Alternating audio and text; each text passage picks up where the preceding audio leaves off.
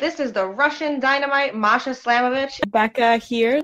This is not America's Sweetheart, Davian. It's Billy Starks. And the super fly guy, Trayvon Jordan. This is the fly side flyer, Jalen Brandon. Hardcore Princess, Jules Malone. Hi there, this is the Bubblegum Princess, Alexia Nicole. This is the Brazilian Wonder Woman, Christy James. This is the baddest black belt, Chennai Kai. This is Kid Bandit. The smash hit, Joel Bateman. This is Robin Renegade. Cody Hawk. Brutal Bob Evans. And you are listening to Wrestling with Entertainment, one of my favorite podcasts in the whole wide world. Hello, this is Mr. Universe Pete Phoenix, and you're listening to Wrestling with Entertainment. Hello, and welcome to the show. It's Wrestling with Entertainment, the only audio experience on the web today, the trusted choice for interviewing all your favorite wrestlers every Tuesday and Wednesday on YouTube and Castbox, sponsored by Rogue Energy and Player One Coffee. I'm, of course, your host, James J., and it's a great day for wrestling, because we are wrestling with Mr. Universe, Pete Phoenix! Damn sure are. Thank you very much for having me on, James. Absolutely. And where can we see Mr. Universe next event-wise? Yeah, you can find me, Mr. Universe, Pete Phoenix, on Instagram, YouTube, Facebook, wherever you like. Especially if you go follow the Danish companies, Nordic Elite Wrestling and Bodyslam Pro Wrestling, you'll see a lot of me there. Okay, and merchandise? Watching base? Merchandise. Merchandise? Yes. Merchandise is only sold at specific stores where you'll find me on. Okay. Right, and you don't even have to go looking for it. All of the links to all his social media will be in the description of the video below, but on YouTube and Castbox. Alright, let's get into it. You work for Nordic Elite Wrestling and Bodyslam Pro Wrestling. Can you tell us about your relationship with those companies? Yeah, sure thing. So Nordic Elite Wrestling, I'm one of the founders within that company. And Bodyslam Pro Wrestling I've been working with for, I'll say, at least a good 4 years now, should be. I think we're getting close on 4 years. So yeah, it's two primarily Danish-based promotions in Denmark, and they're working around the country to put on wrestling shows to perform the masses. Alright. And you was in the Bodyslam Pro Wrestling Champion. You beat Carlos Zamora for it. Can you tell us what that moment was like for you? I definitely did. Yeah, you're right about that. It was a great moment, man. James, I gotta tell you, it was amazing. Finally, Gabo was coming to me after a long, long time. So beating Carlos Zamora in front of a sold-out Pumpehusa in Copenhagen City is, it's the best feeling. Giving back to the people what they really want, which is Pete Phoenix as champ. Is that a moment you take in the moment, or is that something that kind of sets in afterwards, like, wow, I did this? Well, I'm guessing it's a good question, because for me, I try to stay and live in the moment. Of course, you realize afterwards, but you are kind of also manifesting towards the kind of things like championships and big matches and meeting established names. So you're manifesting towards it. So when it do happen, I'll say it's more of a enjoyable moment living in the now. All right. And speaking of the right now, the current Nordic Elite Champion is a Million Lewis, who you are a stablemate with. Being a rich man, being a greedy man, I imagine that it's kind of maybe disappointing to have that block there, that you can't go for that championship because your stablemate is the champion. Wait, let's reroll a bit. You call me a rich man? Did you call me a greedy man? Well, I mean, with rich comes greed, no? No, what is this? Come on. I mean, you see these stereotypes towards the wealthy class, the higher class of society? Come on, man. I thought you better than that, James. Well, I imagine you want it all, no? No, of course, but you know, good things come to good people, and Emilian Lewis, he has the championship now, and I'm very happy for him, as you say, as a stable mate, but also as a fellow class man. So no, if you're, I can dig to your real question. Do I envy Emilian Lewis? No, I do not. Alright, but I do imagine that there are some unfinished and hard feelings when it comes to Daz Black, no? You really did your homework, yeah. Yeah, I appreciate that. Yeah, for sure. Daz Black and I, we are not finished with each other yet. It's gonna be on British soil. It's gonna be on Danish soil or anywhere else. I really don't care. I would love to go in the ring with Daz Black and beat him like I did in a real singles match. Last time he got away with the victory and the PPW championship, he got away with it because it was a freeway. And it was not supposed to be a freeway. It was supposed to be a singles competition between Daz Black and I. And then Indakata sneaks his way into the match, and here we are with Daz Black as still champion. So yes, you're correct. I do have unfinished business with that, and I would love to get in the ring with Daz again. I mean, the last time you did have a singles match with him, you did come out on top. Exactly.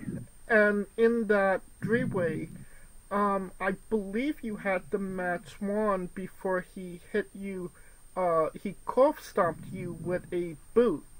And not like a wrestling boot, like, you know, when you have a broken foot, like that large metal thing that you have around your foot.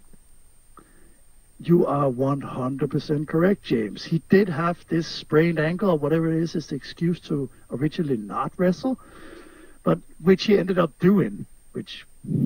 Gotta pay my respects to that. Even though I don't like him, gotta have respect for the man for doing that. But still, if this would have been like a normal curb stomp maneuver, no problem. But as you're saying, he got this titanium boot on him. It feels like that at least. So I would say that's really, really unfair. And I would say he should not have been allowed to compete at all. I mean, honestly, if he was, you know, as injured as he said he was, he should have been able just to forfeit and give you the title. There you go. That could have been one way. It would have been the most logical way in my book, for sure. Now, when you're not doing solo action, you are a part of a tag team called the Absolute Best. Can you tell us about your tag team partner? That is correct. I'm gonna fill you in here, James, because there used to be the Absolute Best tag team, which was Mr. Universe, Pete Phoenix, myself, and the great Lunico.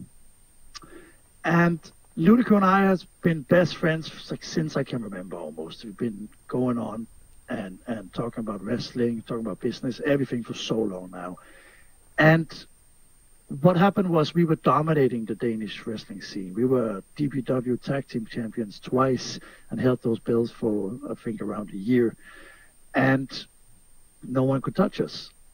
But then recently, in the past year and a half, what happened is that Lunico had this stalker, Gabriel Faust, on his ass. And apparently they had a match, and Lunico lost. And he had to submit to the will of Gabriel Faust, and now they are running all over the Nordic Elite Tag Team division. And I don't like that. I don't know if Lunico has changed. I don't know if he's the same man as I know him, if he's my buddy anymore.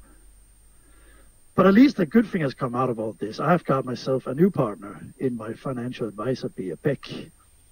And the whole future plans for her is that hopefully she'll get in the ring with me some more to come 2025. And correct me if I'm wrong, you and Bea did get into some hot water with Bea um, after a match, no? Yeah, I would have loved to correct you if you were wrong, but you're not. That's correct. Like in the beginning of Bea coming to me, I was not a big fan of her. But the whole reason she was employed was because she was employed by my genius dad to oversee my finances and to see if I could better them in any way. And we did have our couple of fallouts, but we also had our couple of bonding moments for sure. She helped me secure victory over PWI ranked Jordan Oliver back in February of this year. So we have definitely been going back and forth, but I can say that now that we are on good terms. Okay, so you are on the same page. It took a minute. Yeah, for sure. Yeah, it's been a long run. But like you said, Lunico,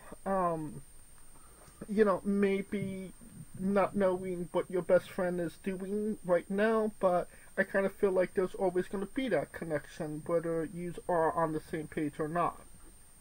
So I would say back in our prime for sure. Like I would not question it. But what's happening now, James? I am doubting it. I have been face to face with Lunico after his unwillingly, as you can almost call it, slavery to Gabriel Faust. And I am not sure. I am hoping for the best. I'm hoping that I believe he's in a tight place at the moment. And I'm hoping for him to find an opportunity to come to the light again and come back to me. All right. Well, we would definitely see what happens with that. You mentioned it. You wrestled Jordan Oliver, also known as the Ace of the East Coast, an American import. What was that match like, wrestling, an import like Jordan Oliver, I should say? Yeah, so Jordan is the first American I ever faced in the ring. And it was quite an experience. It was a tough bout, for sure. You Americans, you go hard when it comes to professional wrestling. And it would be weird if you didn't. But it was a great experience in all. Of course, with the outcome, taking a victory is always nice, especially over someone as highly put as Jordan. But the match, I really appreciate myself because it showed me what, of course, I already knew, but it showed me that I could hang with an established name. And yeah, that is what I'm really happy to take away from that match.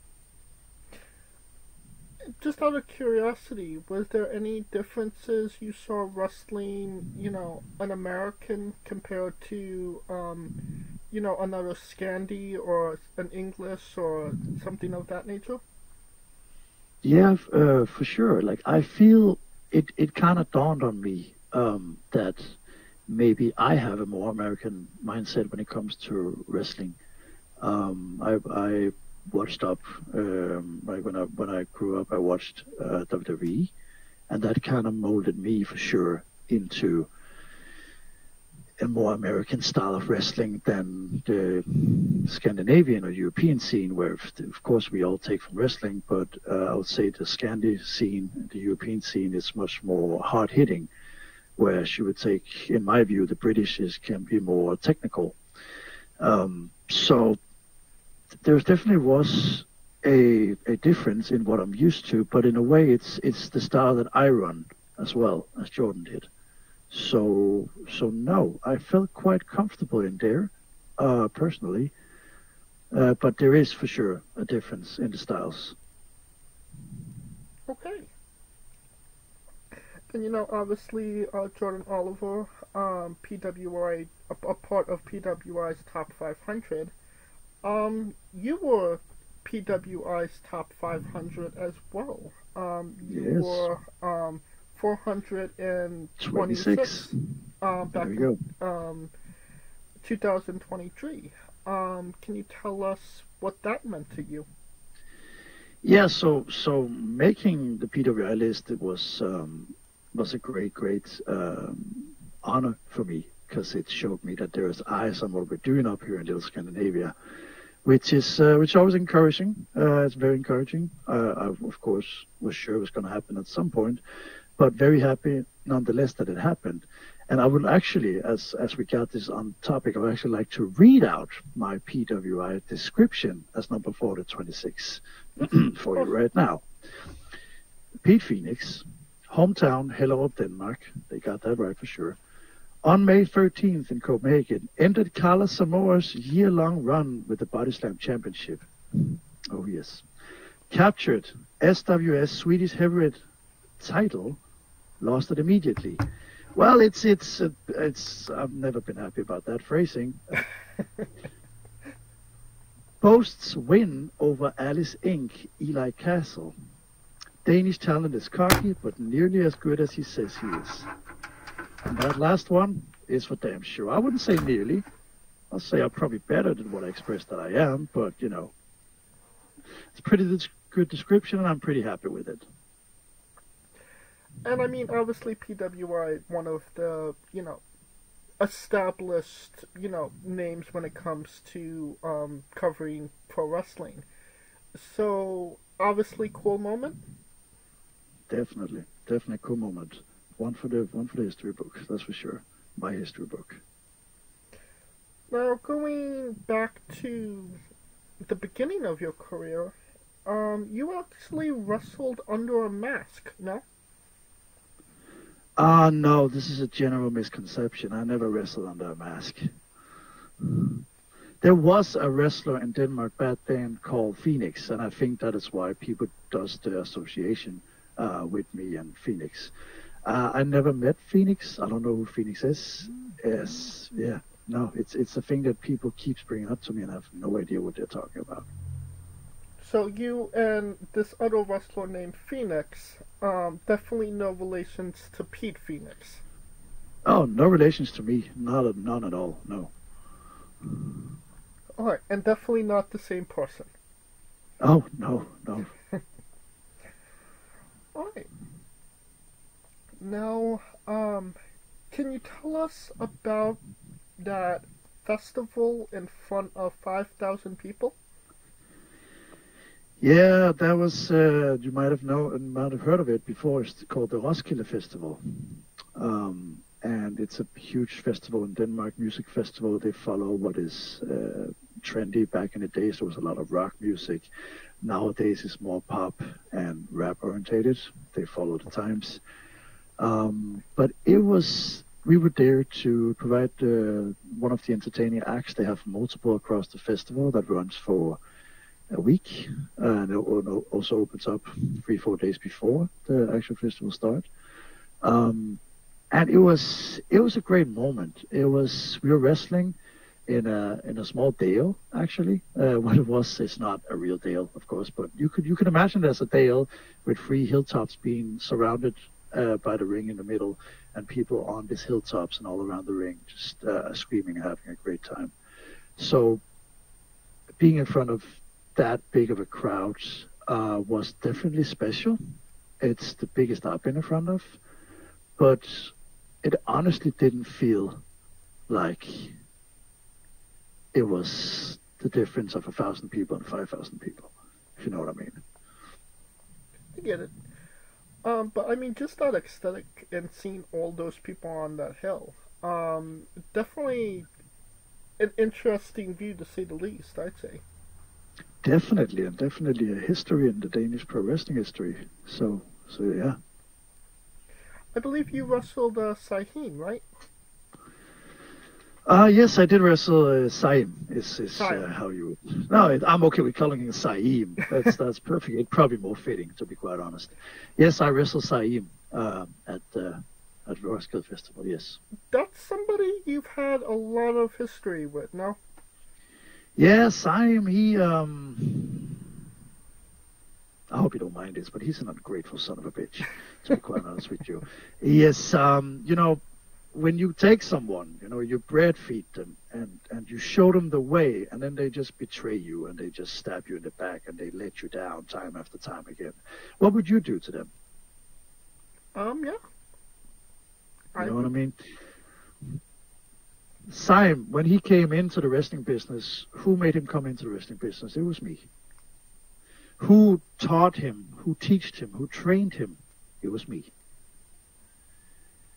And eventually, who saw him unfit for the potential that I could have, and that is at my level, also me. So Simon and I go way back, and we are not the best of friends anymore. We definitely, every time I go in the ring with Simon, I intend to hurt him. I do not like the man. So yeah, there is a lot of history there. I believe that he cut your hair once, no? Oh, you did your homework. Yes, he did cut my hair off. Again, ungrateful SOB for sure. Doing something to your mentor, but yeah, we got back then. It was when me and Ludigo started tag teaming as well, and we got a good revenge on Simon after that. We found his brother, his blood brother, at his home.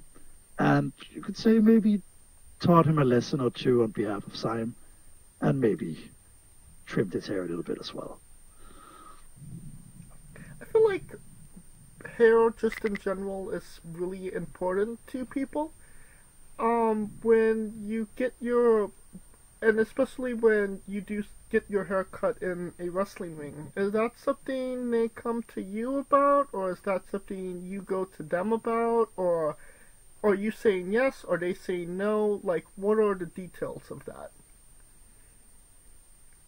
So let me put it the easiest way I can. I didn't want to get my hair cut. You think I had a choice? I got chokeslammed twice, like almost through that ring the second time. I was out. I was knocked out. I didn't have a choice. The man chose to cut my hair.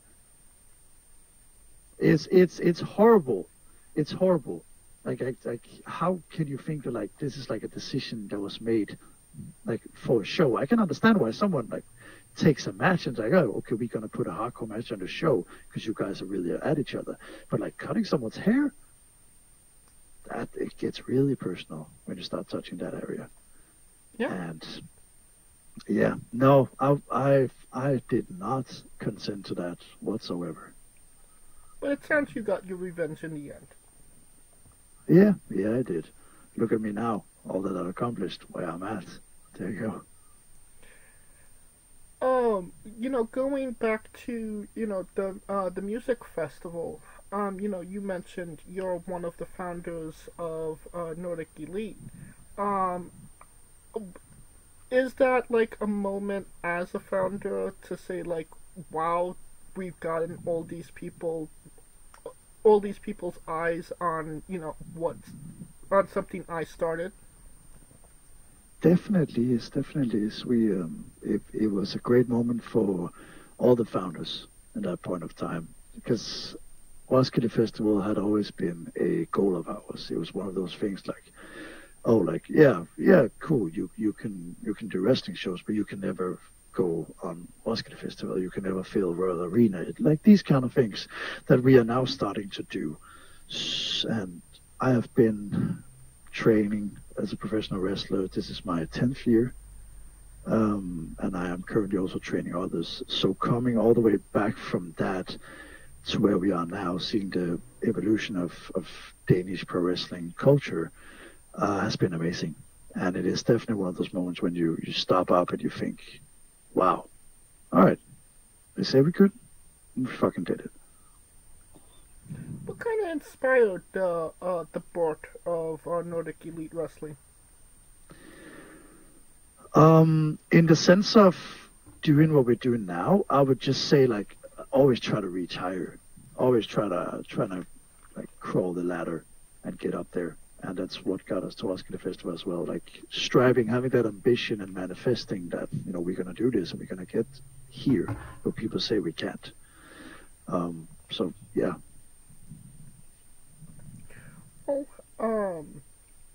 obviously Phoenix giving back to the world, whether it's through his wrestling, Nordic Elite Wrestling, any which way.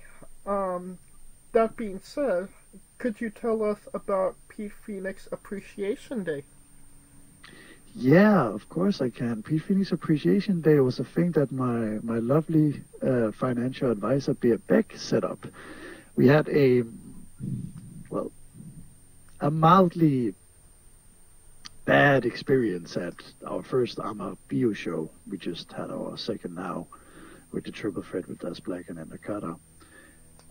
But at the first one, we had probably a not so nice experience. So to compensate for that, Bea Beck, she set up this Pete Phoenix Appreciation Day, which of course I really appreciated, because everyone should appreciate me, for sure. Which was a great event. There was cake. I got a picture frame, a golden picture frame of me in it. It was amazing. The only thing that didn't go quite as well as you would hope was that the entertainment of the Pete Phoenix Appreciation Day, that part probably didn't go as hoped for. And that would be a one Eli Hush, no? Yes, it would be. I thought that Bea had hired a mimer, just trying to be cultural and something different, which I appreciate. But apparently this mimer was not an ordinary mimer. He was a pro wrestling mimer, and it ended up being a pretty rough round, with my lovely picture getting smashed over my head, him being sent through a wooden the thing that holds the picture, and like taking a big bump on Lego. Eventually also me getting to taste the cake and beer, probably the most way you could. So no, all in all, it was not the greatest day for me, and there will definitely be more Pete Phoenix Appreciation Days that hopefully will run more smoothly. And maybe in the next one, maybe don't invite Vegan Thunderbolt and Benny as well. Yeah, no, that's definitely a great observation. No, I do not think that the Party of Power is a good idea to invite to Pete Phoenix Appreciation Day. They're really selfish, like they're really arrogant and ignorant and very like very, very selfish. Yeah. So no, inviting them there would just really lose the point. Yeah. Yeah, I mean, Benny did do how should I put this? He put a line of candy on you that he then proceeded to snort. Not at the Pete Phoenix Appreciation Day. No, just in general. That was there. No. But I have fought Benny in the ring before, and he has definitely used his magic powder in ways of I would call cheating. I don't recall him ever snorting it off me. I think I would have him put in jail for that, for sure. But yes, he has used that magical powder. Do you know what it is, by the way? I haven't figured yet. I don't. I've talked to Vegan about it, and like even he was, he wasn't even sure. Yeah, it's like it's a big mystery going around Nordic Elite Wrestling. What is that? Yeah, it's like sugar. Yeah. Everyone seems to love it, but like nobody has any idea of what it is. So yeah, I don't get and it. the people that do find out, I think they forget afterwards. So it's odd. It is really odd. Yeah, you're right. Yeah, it's bizarre, if you will. Which is a great segue into Pete Phoenix's bizarre adventure. You're a pro wrestler that goes up and down the roads, and weird, crazy, and bizarre things are bound to happen. Can you tell us a road story that fits that description? Yeah, I can. It's more of a scary story than anything else. Okay. Maybe a bizarre, as maybe we were traveling back from a show late night, traveling across Denmark, and as we were traveling a bunch of people together. I had the driver. Everyone was sleepy. Everyone was tired. You know the rule about the man in the front. You know, and just the boys in general. You know, we gotta keep each other's up. And most people were sleeping. Everyone was exhausted. I myself was dozing off for a moment. And as that happens, 3 o'clock in the middle of the night, we take a huge turn. And then to go left and come back on lane again. And everyone wakes up and everyone is scared. And it's like, what the fuck happened? And just as dry as you can, the driver just goes, oh, there was a deer. And safely to say, everyone was awake for the rest of the trip after that. No, that's horrible. That's probably the worst thing and the most bizarre and definitely the scariest thing that happened on the road. Scary shit. Well, it seems like, it was disaster avoided. Oh, yeah, they definitely were. Kudos to that driver. Maybe I should hire him. Yeah. Speaking of interesting encounters or bizarre moments, can you tell us about that time you recreated the Hangover with Finn Corso, Dan Evans, and Tomas? Yeah, so I can. That's a great. Where did you get that? Yeah, that's amazing. So basically, we were traveling in Denmark, around Denmark, having a good time, and we had the wrestling show in I don't remember where it were exactly.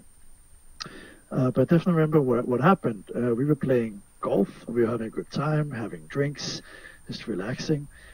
And then after the wrestling show, after we were having all this great time, somewhere we lost the Hungarian. And we don't know how. We have no idea how we lost him. And we were looking for him all over the town we were in, and he was just nowhere to be found. But luckily, coming to the show, because it was a double show thing, luckily we found him again, and all was safe, and everyone was happy, with everyone being safe and sound. But yeah, it was a wild night. Way too many drinks, that's for sure, for something like that to happen. I mean, where did you find the Hungarian? I don't know. He just kind of popped up at the wrestling show. We all thought he was dead, But he just kind of walked in the door, maybe a couple hours before the show started, and was like, "Where the fuck have you been?" I was like, "Oh, just chilling." So I woke up in an alley somewhere, just chilling. All right. Definitely an interesting story as well. Nah, it's just fun. He didn't wake up in an alley, but he definitely was gone for most of the day, and we had no idea where he went, and was dead nervous for him. All right. Now, can you tell us about your love of South Park? My love of South Park. I don't watch South Park. What is that? Some kind of South Park is that? It's that animated show, right? Yes. What is it about? Recall me. We both know that you watch it. We all have our guilty pleasures, and if Benny has his white powder, Pete has South Park. No, 100% for real though. I don't watch South Park. I don't even know what South Park is. I know it's an animated show, but I don't know what it's about. South Park to me, it seems like, poor people television. Is it weird to say? I don't know. I hope I don't offend you. I mean, I don't care. But, you know, it seems like poor people television to me. Okay. Then what does Pete Phoenix watch? What I do watch? Well, I watch sophisticated TV. I watch a lot of music. I like to enjoy watching an opera play out, for example. I like to watch, mostly my dad and I, we watch a lot of financial stuff, of how to grow your business, of how to successful people, and how to look into all these things like crypto and the stock market and this kind of stuff. So that is mostly the TV I watch. When I do watch TV, because I don't very much, I normally read. I read a lot about the current stock market. Okay. And you mentioned plays. Is one of those plays the Book of Mormon? I do believe I have watched the Book of Mormon, but not the one that you think about, because the Book of Mormon that I watched was a theater played out. Where was it? I don't remember. It was a play, but it's not the one that you're thinking of, because I know which one you're thinking of. Right. Alright. Then we shall move on to the colossal question. Let's say they're making a movie about you. Every movie has a soundtrack. What would be the first 3 songs on your movie soundtrack? Oh, what would be the first 3 songs? Mm-hmm. That's a good question. I never thought about that, actually. Probably one of the songs that I'll like to have on there. I don't have a specific song, but like something, again, like played by an orchestra, for sure. Something powerful. I really like the Roman Reigns theme that he got going, and the old one he had. It's like something powerful like that. What could be a second song? That's a really good question. I do have, well, probably my theme song would be on there.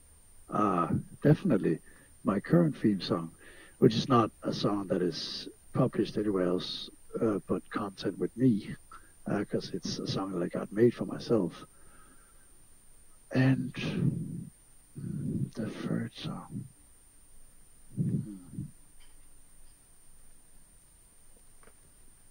It's a good question. Probably the Shane McMahon, Money, Money, Money. I feel like that would fit well into a movie. Alright. Now that we have a solid 3 picks, to say the least, now that we have the soundtrack down, everybody knows you get the soundtrack first, then you write the script, and then you go to casting.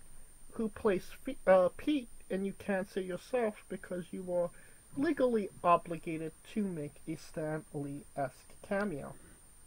Damn it. Oh well. Yeah, of course I would have said me. There you go. But I would not mind getting into acting as well. But who would play me? You know, I never thought about that. That's a good question.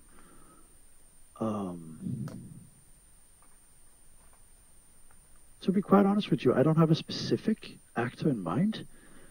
I think someone with a Scandinavian look for sure. So it could be a Danish actor, a Scandinavian actor. But no, I don't have any specific in mind at the moment. Do you have any though? Maybe you got one with all the questions. I don't. Usually I let my my guests, decide who they want to be. There we go. It's not as easy as it is when you're on the spot, is it?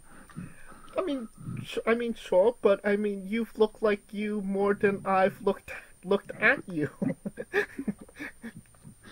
No, it's fair enough.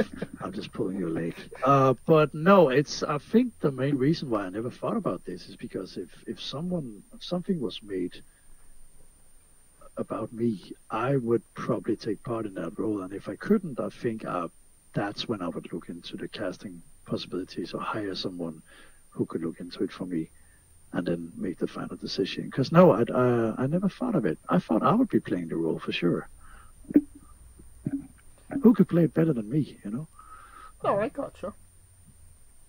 But you are definitely making that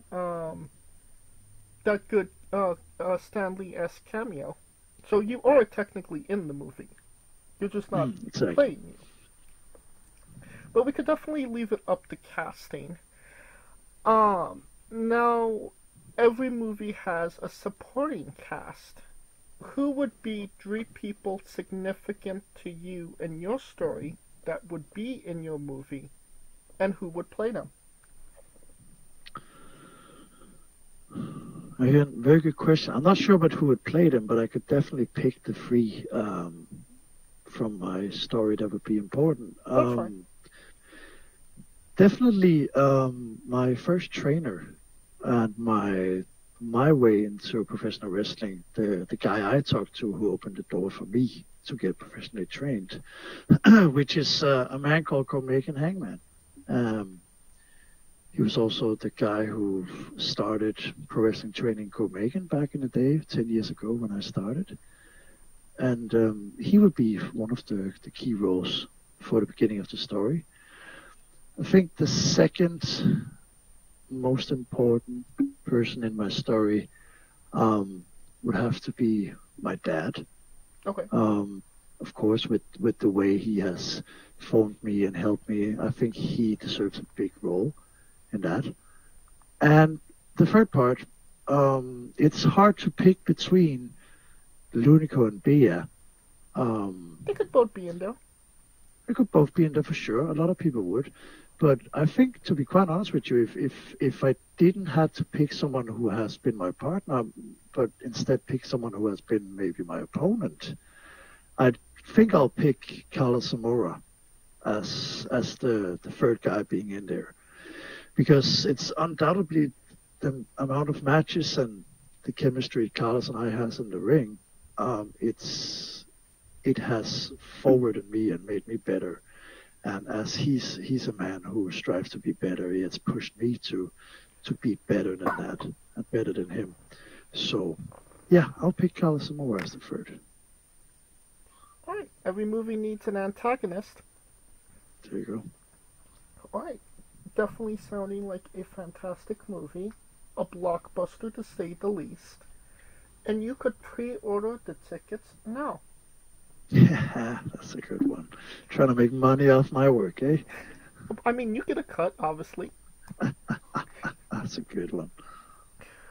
On to a controversial subject. Pineapple on pizza. What's your stance? Throw it on there. So you're pro pineapple on pizza? Oh, definitely. Yeah, what's all the hate about it? I don't get it. It's good. It's salty. It's sweet. That's perfect. Okay. What's your spirit Pokemon? What? What's your spirit Pokemon?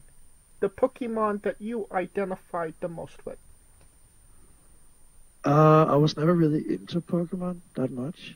But I guess we've all, like, I've had the games as a kid.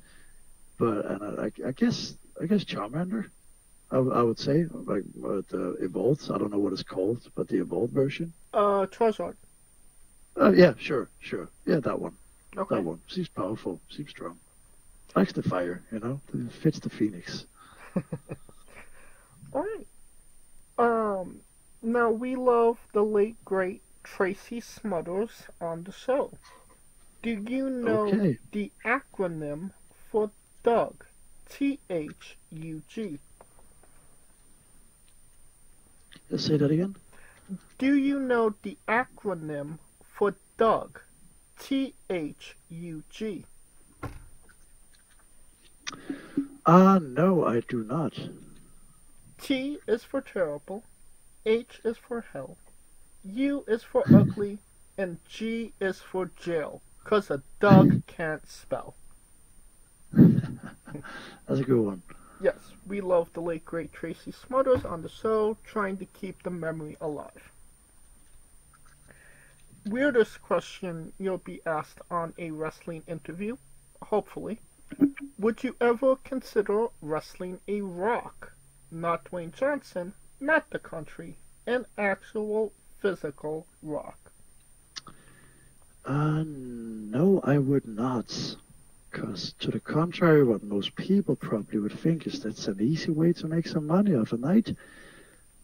But I have what people call pride and honor and class. So no, I would not wrestle a Rock. Definitely would not need the money. And no, I would not. Well, just for context, there's a wrestler named Psycho Mike that indeed wrestled a Rock for over 15 minutes in a Tungsten Man match. That's an Iron Man match that lasts for 2 weeks. Which seems like the appropriate opponent for such a long match. Yeah, he's got nerves of steel. All of rock. Is he the hard cam guy? Oh, could you repeat that? Is the guy you're talking about, is that the hard cam guy? Hard cam guy. I don't know hard cam guy, but he's the wrestler that wrestled that dog once. I know one wrestler called Psycho Mike who always has, well, he's doing this thing with always turning to the hard cam and always looking at the hard cam. Oh, I know what you're talking about. Yeah, yes, I'm more than sure that that's Psycho Mike. Okay, it's the perfect. same Psycho Mike. No, I'm a big fan of his work for sure, especially that, because looking your best is always important. But no, I still wouldn't wrestle Rock. No. All right. On a more serious note, where do you see yourself in 5 years? I would love to travel more abroad. Love to wrestle in more countries than what I have now. It would be great to finish off the Scandinavian map. I already got Denmark, Sweden, Norway. I need to get Finland as well. That's the one I'm missing. And then hopefully traveling more around Europe, more around the world, wrestling more. And yeah, just putting in the work, putting in the grind, beating great names. Sounds like you need to give Starbuck a call. Could be. I mean, that is interesting. How haven't you been able to do Finland yet? I don't actually know. I don't think the interest has been there from any parts yet. I've been wrestling in Denmark ever since I began, and then I had I lived in Sweden for a small bit for a couple of years due to some business, and I wrestled there as well, and trained there as well, and at the Norwegian wrestling promotion. I came to recently within the last 2 years, so it seems to be a progressive thing as well. So yeah, hopefully it will happen. Definitely there's an interest from my side. This is more if there is from theirs. Starbuck, if you're listening, book the guy. There we go. Now it's out in the open. Yeah. Alright, and what is a match people should go out of their way to see that best shows off what you are all about as a pro wrestler? A match that shows off what I'm all about as a pro wrestler, yeah. And something that doesn't involve me. No, what's a match, like if people wanted to know who is Pete Phoenix as a pro wrestler, well, this is the match you show them. Yeah, sure. I think there is a match out on YouTube now with me against Carlos Zamora. That match for sure you should check out. the championship match from Bodyslam Pro Wrestling should be online as well. But if you're not into pro wrestling streaming services and stuff like that, I do believe on YouTube you can find a match against me and Carlos, or the Jordan Oliver match, which is on YouTube on Nordic Elite Wrestling channel. I think that one shows as well, pretty good. Perfect. And if those matches are indeed on YouTube, I will grab them and I will put a link to them in the description of the video below, but on YouTube and Castbox for anybody that hasn't seen them, wants to see them, wants to re-see them after this interview. Definitely do. You're not going to get disappointed. And since we are nearing the conclusion of this interview, we are wrestling with the 8 questions of doom. This is our speed round or bonus round, the round where we see who you really are. Are you ready? Yes, sir. Excluding yourself, greatest wrestler of all time. Undertaker. Worst wrestler. Oof.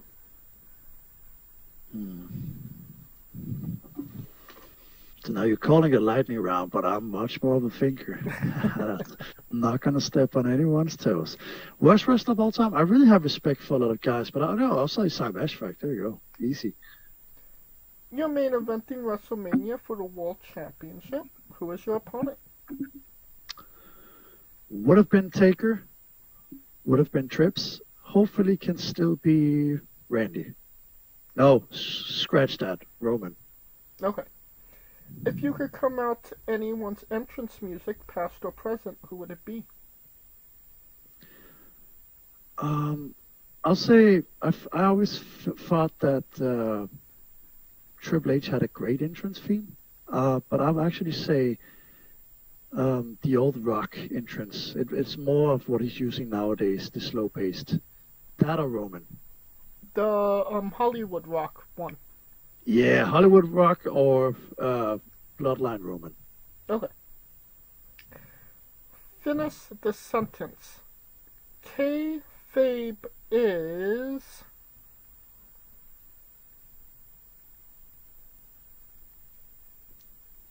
Dot. Dud? Hello? Yep. End of sentence. Okay. Well, we would have also accepted taste great on toast. Squash. Vegetable or fruit? Vegetable. It is indeed a fruit. Oof. There you go. Yeah. Learn something new every day. It has seeds. Tomato logic. Ah, there we go. New Japan wrestler Tai Chi. His ring gear gets smaller every year, revealing more of himself to the world. My question, what is the appropriate trunks to butt cheek ratio for ring gear? Oh, definitely covering. Please do cover up. Yeah. No, I'm myself as a big fan of covering up my legs. Yeah. So full Please. cover. Yeah, full cover for sure. Okay. And the last question, the main event, the thing everybody wants to know. Have you ever had a conversation with a stranger in a supermarket about Darby Allin? No, I have not. And that is the correct answer. And that will conclude this interview. Thank you so much for coming on and doing this with me. No, thank you for having me. And once again, where can we find all things Pete Phoenix on social media? All things Pete Phoenix on social media you can find on YouTube, on Facebook, on Instagram, specifically Mr.Universe_Pete Phoenix, or just Mr. Universe Pete Phoenix on every other social. And please check out Nordic Elite Wrestling as well on our website, Facebook, YouTube, Instagram. Yeah. Wherever you want. Absolutely. and merchandise is in person, so you have to buy a ticket to get a ticket to Denmark in order to get your merchandise. No? Yeah, you have to be there. You have to be there if you want a Pete Phoenix polo for sure. And you don't have to type it into your Google machine. All of the links to all his social media will be in the description of the video below, but on YouTube and Castbox, simply click the link. A new tab will appear on whatever device you are on. You have no excuse. Buy a damn shirt. Of course, thank you for listening. If you like what we're doing, please like, subscribe, comment on YouTube and Castbox. This was sponsored by Rogue Energy and Player One Coffee. Join us next Tuesday and Wednesday for new incredible interviews, and follow the show at Wrestling with E, both on X, Thread, and Instagram for information on who we're interviewing, when we're interviewing them, links to those interviews, and so much more. Follow me personally at JamesJ993. Alright, when I say Wrestling With, you say entertainment, okay? Mm-hmm. For RA special guest Pete Phoenix, Calico Yacht, Scooter Dust, I'm James J, and this has been Wrestling With Entertainment. Hey folks, this is the Colossal Mike Law, and you are listening to Wrestling With Entertainment. Enjoy the show, support these guys. We appreciate it very much. We'll see you at ringside.